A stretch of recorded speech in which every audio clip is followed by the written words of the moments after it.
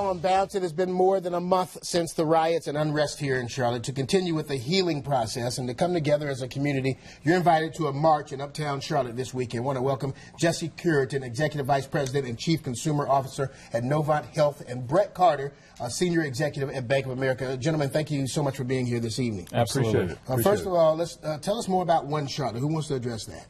So I would just say One Charlotte is something that me, Jesse Curitan, and Gene Woods at Carolinas Healthcare came up with when we saw what was happening here in Charlotte. We knew that we needed to do something to address the pain and to create an opportunity to actually use our influence to give back. So the event is a piece of it, but in all honesty, it's much bigger than just the event on November 6th, starting a march at Trade and Tryon going to Romare Bearden Park. And Jesse, I just asked you to talk a little bit about the pillars that we're forming as we start this out. Tell us a little bit about how it works. Also, Sonny, what people can expect, and then talk about the 4 pillars. Absolutely. Let me first of all start by saying, I like to tell people I'm a native Charlottean. I grew up in this city, and just like most of the people in the community, it was, 4 weeks ago was very heavy on me, very painful, and so One Charlotte is really about aspiration and not declaration. We're not a One Charlotte today. Will be quite a journey for us. It's really going to be a day of acknowledgement. So we think it's important before we can start any journey to acknowledge that the pain is real, that the disparities around injustice are real, around the opportunities to bring our community together, to start a dialogue. And it's important. This is an important message, Delano. This has to start in the grassroots community. Yes. This has to be participatory. This cannot be the old Charlotte way, the narrative of corporate coming together and figuring out problems and pushing them down. Right. It has to start with clergy. It has to start with grassroots. We have to be open to activists. We have to be open to all segments of the community. So part of it is this day of acknowledging the pain is real. The most strategic part, what happens after November 6th, is really around the 4 pillars. And I like to say the 4 pillars are forming. We don't want anyone to think that this is baked, that this has been decided. They're forming. And we think, as a framework, the first one is we have to invest and partner in the communities of need. Now, we put emphasis on partner because we need to go to the communities. We need to meet with the people in need and let them inform us on what we need to do. What their problems are. What their problems are, absolutely.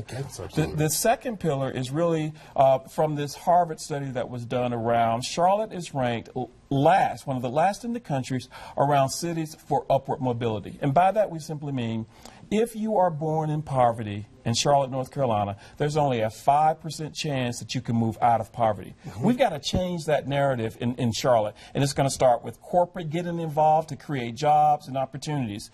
The third pillar that we are focused on, and I know this is very controversial, but we've got to invest in the criminal justice system. We all know, it's not a surprise to anyone, that when you look at the criminal justice system, there is a disproportionality of people of color that are in prison today, that are in the criminal justice system today. We have to begin to change that. Gotcha. And lastly, the 4th pillar is really around how do we begin to eliminate access or eliminate barriers and create access for employment. Some people will say you're talking about the disenfranchised. What we're talking about is access for employment for those who we have kept out of the employment basis, and then those that need health care and access to health care. So those are the 4 basic pillars. That's more strategic. It's not baked. We need the community to better inform what those strategies should be.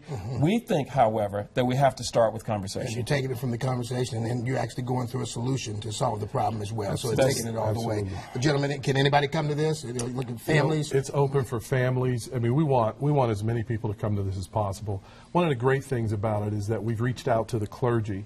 So many churches have already endorsed this effort. Fantastic. Yeah, yes. Absolutely. We're talking to churches, over 100 different parishes, and quite honestly, they represent 30, 40,000 or so members. Wow. We want people to come out. We want people to show that Charlotte can unite around this. It is a day of healing. It is a day of caring, and it's not the solution. It's the beginning of a dialogue. This could be very powerful for this community. Really, it hurt me to see what all happened as well, so it hurt a lot of people. Let's put up the information. One Charlotte is this Sunday from 1 p.m. to 5 p.m. at Romare Bearden Park in Uptown Charlotte. that's located at 300 South Church Street. Everyone's welcome. There's plenty of parking. You're asked to wear comfortable shoes, and you're welcome to bring blankets and chairs. For more information, log on to WBTV.com. Look in the web extra section right there on the home page. Gentlemen, once again, thanks for being here. Thank you. Thank you. Continued success with what you're Absolutely. doing. Appreciate it. We'll be right back with more news on Bounce.